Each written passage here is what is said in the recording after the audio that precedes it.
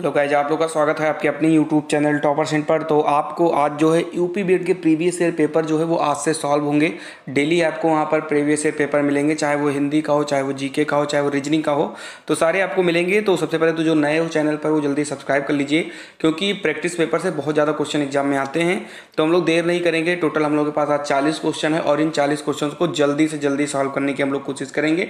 जिस क्वेश्चन का आंसर आपको पता होगा वो आपको कमेंट कर देना है, आपको कमेंट करते रहना है हर एक क्वेश्चन का। तो सबसे पहला क्वेश्चन है कि मोहनजोदड़ो का स्थानीय नाम क्या था। ठीक है, या ऐसा हम कहें कि मोहनजोदड़ो का जो है नाम क्या था, उसका अर्थ क्या होता है, ये भी क्वेश्चन पूछा जा सकता है। तो मोहनजोदड़ो का जो स्थानीय नाम है, अगर मैं आपको बताऊं तो वो है मृतकों का टीला। ठीक है, मोहनजोदड़ो का जो स्थानीय नाम होता है मृतकों का टीला। ये बहुत बार एग्जाम में क्वेश्चन आया हुआ है।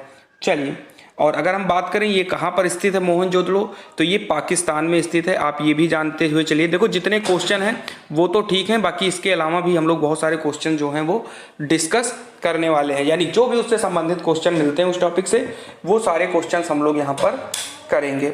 चलिए, अगला क्वेश्चन अगर हम लोग देखें, अगला क्वेश्चन हम लोगों का है कि मोहनजोदड़ो में सबसे बड़ा भवन कौन सा है, ये आपको बताना है। मोहनजोदड़ो में सबसे बड़ा भवन कौन सा है। चलिए, तो इसका जो है राइट आंसर हो जाएगा वो हो जाएगा धान्यागार। ठीक है, बिल्कुल ऐसे ही क्वेश्चंस आपके एग्जाम में आएंगे, बिल्कुल यही लेवल है और हर एक टॉपिक से आपको यहां से कवर करना। डेली हम लोग प्रैक्टिस पेपर करेंगे। तो चलिए बढ़ते हैं। तो सबसे बड़ा जो भवन है वो धान्यागार है, और मोहनजोदड़ो में ही अगर हम बात करें तो एक विशाल स्नानागार भी मिला था। क्लियर है आपको। चलिए आगे बढ़ते हैं। बाकी अगर क्वेश्चन पूछा जाए कि मोहनजोदड़ो कहां पर स्थित है, तो यह पाकिस्तान में स्थित है। ठीक है, चलिए उसके बाद तीसरा नंबर क्वेश्चन आ जाता है कि बुद्ध किस वंश से संबंधित थे। यानी कि महात्मा बुद्ध जो थे वो किस वंश के शासक थे या किस वंश से संबंधित थे, आपको ये बता देना है क्वेश्चन। चलिए, तो इसका जो राइट आंसर हो जाएगा वो हो जाएगा शाक्य। यानी कि जो महात्मा बुद्ध थे वो शाक्य वंश से संबंधित थे। अगर आपके एग्जाम में क्वेश्चन पूछ लिया जाए कि बुद्ध के बचपन का नाम क्या था, तो बुद्ध के बचपन का नाम सिद्धार्थ था। ठीक है, ऐसे ही महावीर स्वामी के अगर बचपन का नाम पूछ लें तो वर्धमान था। अभी ये हाल ही के एनटीपीसी के एग्जाम में भी पूछा गया क्वेश्चन। चलिए आगे बढ़ते हैं। प्रथम बौद्ध परिषद कहाँ आयोजित की गई थी, ये आपको बताना है। चलिए,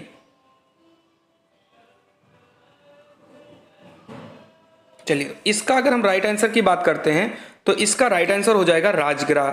जो प्रथम बौद्ध परिषद था यह राजगृह में जो है की गई थी। अगर पूछ लिया जाए राजगृह कहाँ पर स्थित है, तो राजगृह स्थित है बिहार में। तो ये भी आपको याद रखना है। चलिए अगले क्वेश्चन की तरफ अगर हम बढ़ें, अगर आपको आंसर किसी का पता है तो आप कमेंट करते हुए चलिए अपने दोस्तों को भी, या आपके पास जो भी एजुकेशन का आपने ग्रुप बनाया हो तो आप वहां पर भी आप इसको शेयर कर सकते हो। अगला क्वेश्चन है कि जैन धर्म का पहला तीर्थंकर किसे माना जाता है। बहुत इजी क्वेश्चन है ये तो। चलिए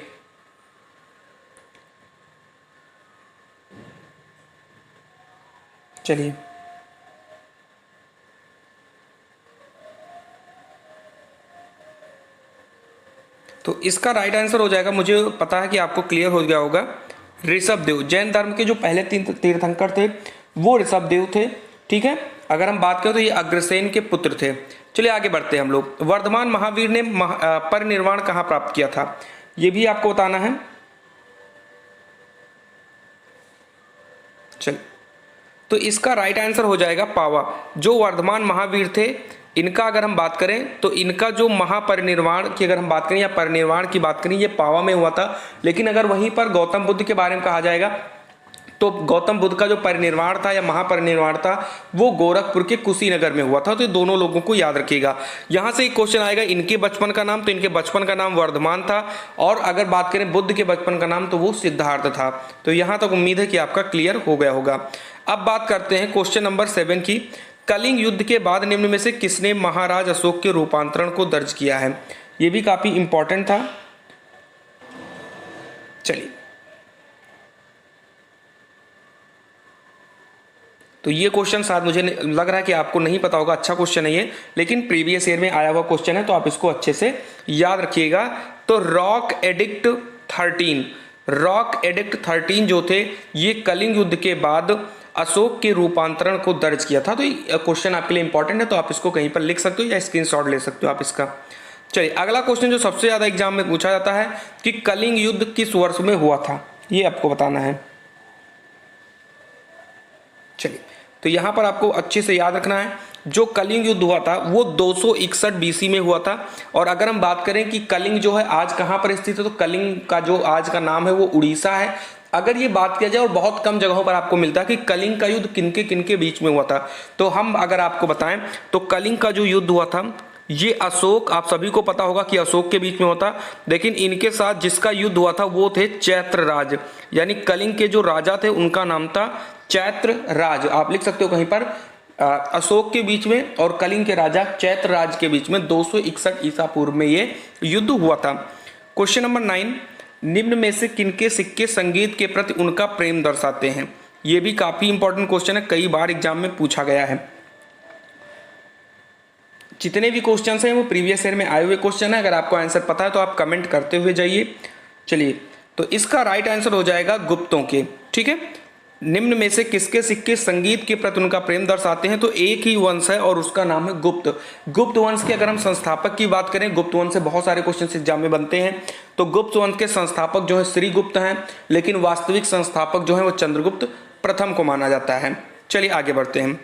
भारतीय नेपोलियन के नाम से आमतौर पर कौन सा राजा विख्यात है? तो गुप्त वंश का ये भी क्वेश्चन है और बहुत ज्यादा इंपॉर्टेंट क्वेश्चन ये है, भारतीय नेपोलियन किसे कहा जाता है? सीधा सीधा क्वेश्चन एग्जाम में पूछा जाता है।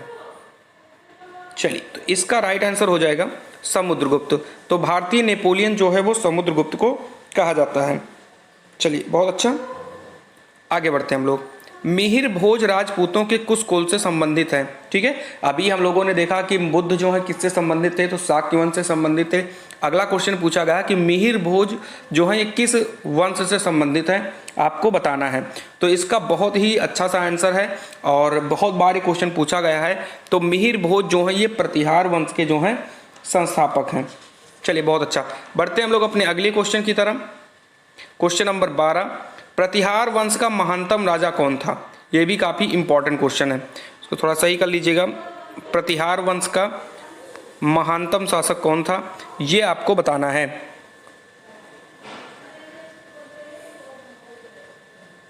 चलिए तो इसका वही राजा अभी जो हम लोगों ने बात किया, मिहिर भोज। जो मिहिर भोज थे ये प्रतिहार वंश के सबसे मुख्य राजा थे या सबसे महान राजा थे, ये आप याद रखना।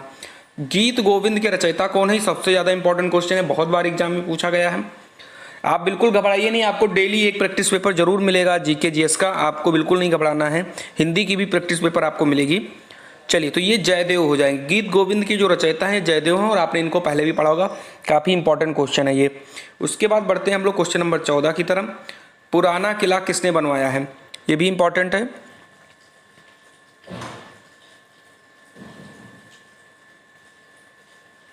चलिए तो इसका राइट आंसर हो जाएगा शेर शाह। ठीक है, पुराना किला जो है वो शेर शाह ने बनवाया था। और किस ईस्वी में बनवाया था? तो अगर हम बात करें तो 1541 ईस्वी में इन्होंने इस पुराने किले को बनवाया था। इसमें 3 द्वार थे इस किले में। ठीक है, बस इतने ही क्वेश्चन यहाँ से बनेंगे, ज्यादा नहीं बनेंगे। कि पुराना किला किसने बनवाया था? तो शेर शाह ने बनवाया था। किस ईयर में बनवाया था? 1541 में बनवाया था। और इसमें टोटल कितने द्वार हैं? तो 3 द्वार हैं इस पुराने किले में। आप इनको कहीं पर नोट डाउन कर सकते हो। क्वेश्चन नंबर 15, 1540 ईस्वी में किस युद्ध के पश्चात हुमायूं को हिंदुस्तान से बाहर कर दिया गया था? ये आपको सबकी को पता है कि जो हुमायूं है ये बाबर का लड़का था। हुमायूं यानी मुगल वंश की स्थापना की अगर हम बात करें तो 1526 ईस्वी में जो है हमारा जो है मुगल वंश की स्थापना हुई थी। बाबर ने इसको किया था इब्राहिम लोदी को हराकर। और 1540 में एक युद्ध हुआ था जिसमें हुमायूं को हिंदुस्तान से बाहर जाना पड़ा था। तो उस युद्ध का जो नाम है वो है कन्नौज का युद्ध। ठीक है, ये आपको याद रखना है, कन्नौज का युद्ध ये हुआ था। ये किसके बीच में हुआ था कन्नौज का युद्ध? तो हुमायूं और शेर खां के बीच में ये युद्ध लड़ा गया था। आप इनको अच्छे से याद रखिएगा। चलिए तो अगर आपको क्वेश्चंस पसंद आ रहे हैं, एक्सप्लेनेशन इसकी समझ में आ रही है, तो प्लीज लाइक कर दीजिए और शेयर जरूर कर दीजिए अपने दोस्तों को, जितने भी दोस्त आपके हैं। चलिए बढ़ते हैं हम लोग अपने अगले क्वेश्चन की तरफ। अगला क्वेश्चन आपके पास है कि निम्न में से कौन सा भारत आने वाला पहला अंग्रेजी जहाज था? काफी इंपॉर्टेंट क्वेश्चन है, कई बार ये एग्जाम में रिपीट भी हुआ है क्वेश्चन, तो बता दीजिए क्या था। चलिए बताइए। चलिए तो अगर मैं बात करूं इस क्वेश्चन का, अगर आप लोगों को आंसर पता है तो आप कमेंट कर सकते हो, बाकी इसका राइट आंसर हो जाएगा रेड ड्रैगन।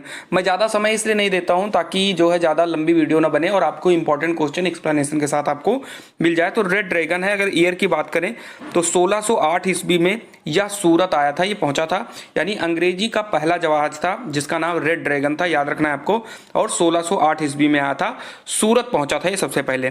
बात करते हैं क्वेश्चन नंबर 17 की, कि भारत में डच का सबसे प्रारंभिक उपनिवेश कहां था, ये भी आपको बताना है। बताइए, भारत में डच का सबसे प्रारंभिक उपनिवेश कहां था? चलिए, तो इसका राइट आंसर हो जाएगा मसूलीपट्टनम।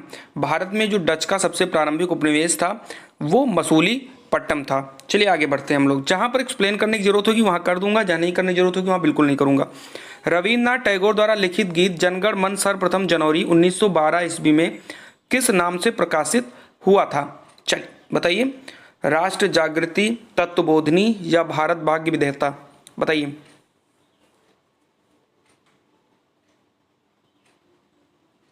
बताइए।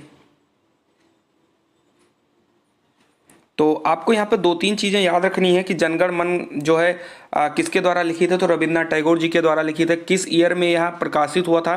तो जनवरी 1912 में प्रकाशित हुआ था। और जब यह प्रकाशित हुआ तो इसको जो है किस नाम से जाना जाता था? तो इसका राइट आंसर हो जाएगा भारत भाग्य विधाता। ये कई बार एग्जाम में क्वेश्चन रिपीट हुआ है।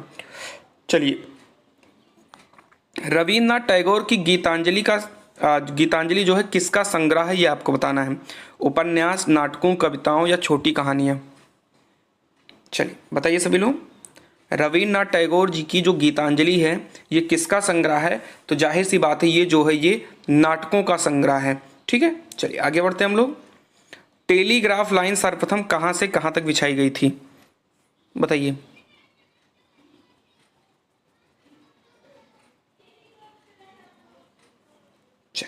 तो इसका अगर हम राइट आंसर की बात करें तो ये हो जाएगा कलकत्ता से आगरा। तो याद रखना है। और ईयर अगर पूछ लिया जाए तो 1853 ईस्वी में इसको बिछाया गया था। यानी सबसे पहले टेलीग्राफ लाइनों का निर्माण 1853 में हुआ था। और कहाँ से कहाँ तक है? तो कोलकाता से आगरा तक है। आपको ये बात पता होनी चाहिए। बढ़ते हैं अगले क्वेश्चन के। देखो, जो क्वेश्चंस एग्जाम में पहले आ जाते हैं वो क्वेश्चन जाहिर सी बात है आगे की एग्जाम में भी बहुत ज़्यादा इंपॉर्टेंट हो जाते हैं। तो इन सारे क्वेश्चंस को आप बार बार प्रैक्टिस करिएगा, एक बार, दो बार, तीन बार इनको आप देखिएगा, आपको ऐसे ही याद हो जाएगा। और डेली आपको हम प्रैक्टिस कराएंगे। अगर डेली हम 40 क्वेश्चन ही करा रहे हैं तो बहुत सारे क्वेश्चन हो जाएंगे और उनसे बाहर क्वेश्चन नहीं आने वाला है। चलिए बढ़ते हैं अगले क्वेश्चन की तरफ। निम्नलिखित में से किस देश का अलिखित संविधान है? काफी इंपॉर्टेंट क्वेश्चन है ये। चलिए, बहुत ज़्यादा इंपॉर्टेंट क्वेश्चन है ये। चलिए, तो आपको पता है कि जो भारत है, भारत का लिखित संविधान है और ये विश्व का सबसे बड़ा लिखित संविधान है। लेकिन अगर हम यूके की बात करते हैं तो यूके की जो संविधान है वो अलिखित संविधान है, आपको पता होना चाहिए। बाकी भारत ने अमेरिका से मौलिक अधिकार लिया था, यानी बहुत सारी चीज़ें ली थी, स्रोत ली थी। हालांकि मैं संविधान की अलग से क्लासेस भी कराऊंगा आपको, हर एक इंपॉर्टेंट क्वेश्चन आपको संविधान के मिल जाएंगे, आपको घबराना नहीं है। लेकिन अभी जो प्रीवियस ईयर में आए हैं उन क्वेश्चन को हम लोग डिस्कस करते हैं। तो अलिखित संविधान जो है ब्रिटेन का है और भारत का जो संविधान है वो लिखित है और विश्व का सबसे बड़ा संविधान है। क्वेश्चन नंबर 22, भारत की संविधान सभा का संवैधानिक सलाहकार कौन था? मोस्ट इंपॉर्टेंट क्वेश्चन है ये, मोस्ट इंपॉर्टेंट है, इसको आप जरूर याद रखेंगे इस क्वेश्चन को। और उम्मीद करता हूं आपको पहले से भी क्वेश्चन पता रहा होगा। तो इसके जो संवैधानिक सलाहकार थे वो BN राव थे। और भीमराव अंबेडकर जी की अगर बात करें तो इनको संविधान का पितामह या इनको जनक कहा जाता है। डॉक्टर राजेंद्र प्रसाद की अगर हम बात करें तो ये पहले अस्थायी अध्यक्ष थे संविधान सभा के। चलिए, तो इतने क्वेश्चंस आपको यहाँ तक क्लियर हो चुके होंगे। प्रेस की स्वतंत्रता भारतीय संविधान के किस अनुच्छेद से मिलती है, ये आपको बताना है। चलिए, तो आपको पता होगा जो प्रेस की स्वतंत्रता होती है वो आर्टिकल नंबर 19 से जो है मिलती है, फंडामेंटल राइट्स में आपका आता है। ठीक है, चलिए क्वेश्चन नंबर 24 है, राष्ट्रपति ने अब तक कितनी बार राष्ट्रीय आपातकाल की घोषणा की है, ये आपको बताना है।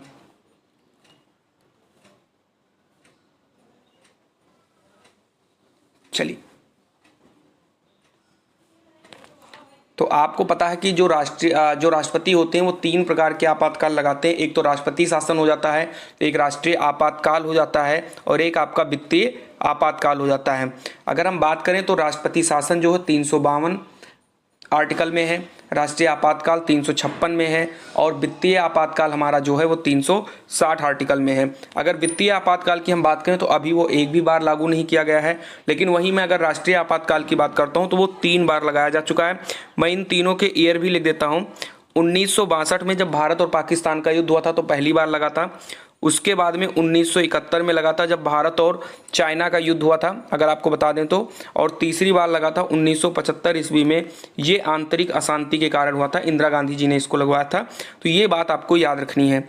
चलिए क्वेश्चन नंबर 25, संसद के दोनों सदनों का संयुक्त सत्र कौन बुला सकता है? ये भी बहुत ज़्यादा इंपॉर्टेंट क्वेश्चन है पॉलिटी का, कि संसद के दोनों सदनों का संयुक्त सत्र कौन बुलाता है। जैसे लोकसभा और राज्यसभा दोनों की जो कंबाइन मीटिंग होती है, दोनों का जो संयुक्त सत्र होता है, इनको कौन बुला सकता है? तो इसका राइट आंसर हो जाएगा राष्ट्रपति। और इनको आपको हमेशा याद रखना है, सोते वक्त भी अगर कोई पूछ ले तो याद रखना है, चाहे बुलाता हो चाहे आहूत करता है, दोनों का एक ही मतलब होता है, तो याद रखना है। तीसरी चीज आपको यहाँ पर याद रखनी है कि संसद के दोनों सत्र की अध्यक्षता कौन करता है। एक क्वेश्चन आ जाता है एग्जाम में बहुत बार कि अगर दोनों सत्र हैं तो कौन करेगा, राज्यसभा का अध्यक्ष करेगा या लोकसभा का अध्यक्ष करेगा? भाई दोनों के अध्यक्ष होते हैं, तो जब भी संयुक्त सत्र बुलाया जाएगा तो उसमें जो लोकसभा के अध्यक्ष होंगे वही इनकी अध्यक्षता करते हैं। यह चीज आपको याद रखना है। क्वेश्चन नंबर 26, भारत का राष्ट्रपति अपने पद पर पुनर्निर्वाचन के लिए कितनी बार खड़ा हो सकता है? चलिए बताइए। काफ़ी अच्छा क्वेश्चन है, अगर आपको पता है तो आप कमेंट जरूर करें। भारत का राष्ट्रपति, और हाँ, अगर क्वेश्चन पसंद आ रहे हैं और हमारा जो एक्सप्लेन करने का तरीका अगर वो भी पसंद आ रहा है तो आप जो है एक बार इसको लाइक जरूर कर सकते हैं, दोस्तों को भी शेयर कर सकते हैं। तो भारत का राष्ट्रपति जो है जितनी भी बार चाहे वो खड़ा हो सकता है और जीत कर राष्ट्रपति भी बन सकता है, अगर मैं आपको बता दूं। लेकिन अमेरिका में ऐसा नहीं है, अमेरिका में सिर्फ और सिर्फ 2 ही बार जो है कोई भी प्रत्याशी जो है राष्ट्रपति बन सकता है। जैसे आप बराक ओबामा जी को देख लो, 2 बार लड़े थे, दोनों बार वो जीत गए थे, ठीक है, और उसके बाद उन्होंने राष्ट्रपति नहीं बने। फिर उसके बाद क्वेश्चन नंबर 27 हमारा आता है कि भारतीय संघ के राष्ट्रपति के पास वही संवैधानिक अधिकार हैं जो, अब यहाँ पर 4 ऑप्शन देख लीजिए, जो ब्रिटिश राजा रानी के पास हैं, यूएसए के राष्ट्रपति के पास हैं, पाकिस्तान के राष्ट्रपति के पास हैं, या फ्रांस के राष्ट्रपति के पास हैं। बताइए बताइए। चलिए, तो इसका अच्छा क्वेश्चन है और मुझे उम्मीद है कि शायद आपको पहले भी नहीं पता रहा होगा, तो कोई बात नहीं, आपको आज जो है पता लग गया होगा, या जिनको पता रहा होगा बहुत अच्छी बात है। तो ब्रिटिश के जो राजा रानी के पास जो अधिकार है वो भारत के राष्ट्रपति के पास भी होता है। रीजन उसका क्या है? क्योंकि जो हमारा संविधान बना है वो ब्रिटेन के ही आधार पर बना है, ठीक है। चलिए आगे बढ़ते हैं। क्वेश्चन नंबर 28, केंद्रीय विधानमंडल का अध्यक्ष बनने वाले पहले भारतीय कौन थे? काफी ज्यादा इंपॉर्टेंट क्वेश्चन ये है। चलिए, तो इसका राइट आंसर आपको पता है तो आप जरूर कमेंट करें, और लेकिन मैं लेट नहीं करूंगा, नहीं तो बहुत लंबी वीडियो हो जाएगी। तो इसका राइट आंसर हो जाएगा सच्चिदानंद सिन्हा। केंद्रीय विधानमंडल के अध्यक्ष बनने वाले पहले भारतीय जो थे वो सच्चिदानंद सिन्हा थे। योजना अध्यक्ष आयोग का अध्यक्ष कौन है ये आपको बताना है। आप सभी को पता है कि पहले जो है पंचवर्षीय योजना चलती थी, योजना आयोग चलता था, लेकिन अब जो है उसको बंद कर कर नीति आयोग जो है स्टार्ट किया गया है। तो आप बता दीजिए क्या होगा। हालांकि योजना आयोग की अगर हम शुरुआत की बात करें तो इसकी जो स्थापना हुई थी वो 1950 ईस्वी में हुई थी, और इसके जो अध्यक्ष होते हैं वो प्रधानमंत्री होते हैं। लेकिन अब जो है योजना आयोग को खत्म कर कर नीति आयोग लागू कर दिया गया है, और नीति आयोग के जो भी अध्यक्ष होते हैं वो भी प्रधानमंत्री ही होते हैं। आपको ये चीज़ें पता होनी चाहिए। क्वेश्चन नंबर 30 पर बढ़ते हैं। राष्ट्रीय एकता परिषद NIC का अध्यक्ष कौन है? बताइए। राष्ट्रीय एकता परिषद NIC का अध्यक्ष कौन होता है? तो अगर मैं बात बताऊं अगर आपको यहाँ पर, तो इसकी स्थापना जो है 1961 में हुई थी, और इसके भी अध्यक्ष जो हैं वो प्रधानमंत्री ही होते हैं।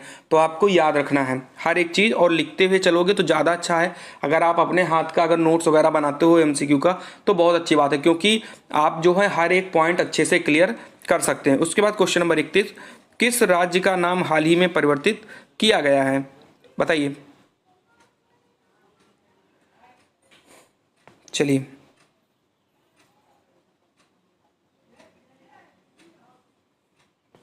तो इसका ये दरअसल 2020 में जब क्वेश्चन आया था तब का क्वेश्चन है। तो उस टाइम पर पश्चिम बंगाल का नाम बदलकर बांग्ला किए जाने का विचार किया जा रहा था। चलिए, तो आगे बढ़ते हैं हम लोग। संसार की सबसे पहली महिला प्रधानमंत्री किस देश की थी? ये काफ़ी इजी क्वेश्चन है और मुझे लग रहा है आपको पता भी होना चाहिए। कि संसार की पहली महिला प्रधानमंत्री कौन थी, तो उनका जो नाम था वो था श्री माओ भंडार नाइके। आप एक बार लिख लीजिएगा, श्री माओ भंडार नाइके। ये पूरे विश्व की सबसे पहली प्रधानमंत्री थी, ठीक है। और अगर हम बात करें किस देश से ये थी, तो इनका देश जो था वो श्रीलंका था, याद रखना आपको। तो इनका नाम था श्री माओ भंडार नाइके। चलिए आगे बढ़ते हैं हम लोग। क्वेश्चन नंबर 33, भारत की मुख्य भूमि का अक्षांश किस अंश के बीच फैला हुआ है? बताइए, काफी अच्छा क्वेश्चन है ये।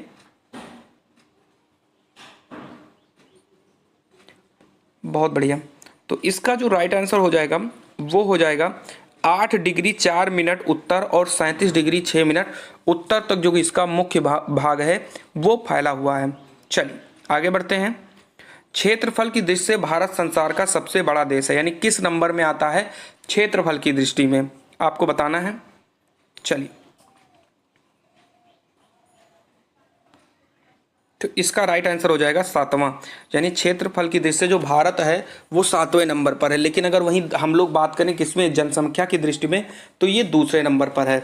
अगर हम 7वें नंबर की बात करें तो इसके पहले के जो देश है उसमें रूस आता है, सबसे ज़्यादा क्षेत्रफल रूस का है, उसके बाद कनाडा का है, उसके बाद चीन का है, फिर अमेरिका का है, फिर ब्राज़ील का है और फिर ऑस्ट्रेलिया का है और उसके बाद में भारत का पड़ता है। तो अगर आपको लिखना है तो लिख लीजिए आप इसका सीक्वेंस, रूस, कनाडा, चीन, अमेरिका, ब्राज़ील, ऑस्ट्रेलिया और भारत, यही आपके सीक्वेंस बन जाता है। हिमाचल प्रदेश के किस जिले की सीमा चीन के साथ लगती है, ये भी काफ़ी इंपॉर्टेंट है। चलिए, तो इस पर मैं ज़्यादा समय नहीं वेस्ट करूंगा, इसका राइट आंसर सिर्फ हो जाएगा किन्नौर। तो हिमाचल प्रदेश का जो किन्नौर जिला है वो चीन के साथ अपनी सीमा साझा करता है। भारत का सबसे बड़ा संघ राज्य क्षेत्र कौन सा है? ये कई बार एग्जाम में पूछा गया है कि सबसे बड़ा केंद्र शासित प्रदेश कौन सा है। चलिए आप बता दीजिए। चलिए, तो इसका जो राइट आंसर हो जाएगा वो हो जाएगा अंडमान और निकोबार द्वीप समूह। तो भारत का सबसे बड़ा जो केंद्र शासित प्रदेश है वो अंडमान और निकोबार द्वीप समूह है। उसके बाद क्वेश्चन नंबर 37 की अगर हम बात करें कि क्षेत्रफल की दृष्टि से भारत का सबसे बड़ा राज्य कौन सा है, ये आपको बताना है। तो ये तो मुझे लग रहा था सबको पता होगा कि क्षेत्रफल की दृष्टि से सबसे बड़ा राज्य कौन सा है, तो राजस्थान है। चलिए, निम्नलिखित में से किस स्थल को यूनेस्को की विश्व विरासत के स्थलों की सूची में शामिल किया गया है, ये आपको बता देना है। चलिए,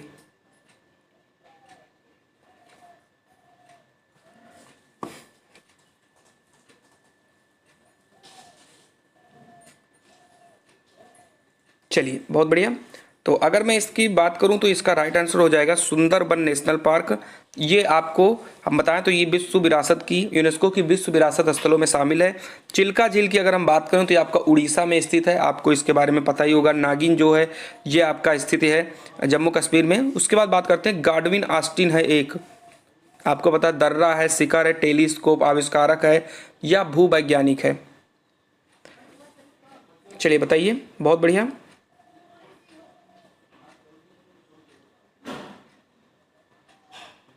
चलिए, तो आपको पता है जो गाडविन ऑस्टिन है इसका पूरा नाम केटू गाडविन ऑस्टिन है और यह जो है विश्व की दूसरी सबसे ऊंची चोटी है।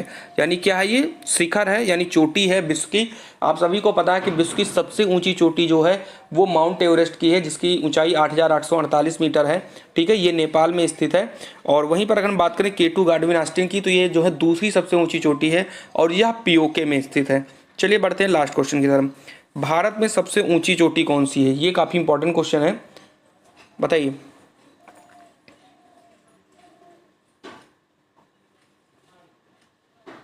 चलिए, तो इसका राइट आंसर हो जाएगा गाडविन ऑस्टिन। ठीक है, चलिए, तो इतने आपको 40 क्वेश्चन आपको मिल गए हैं। उम्मीद करता हूँ आपको क्वेश्चन अच्छे लगे होंगे।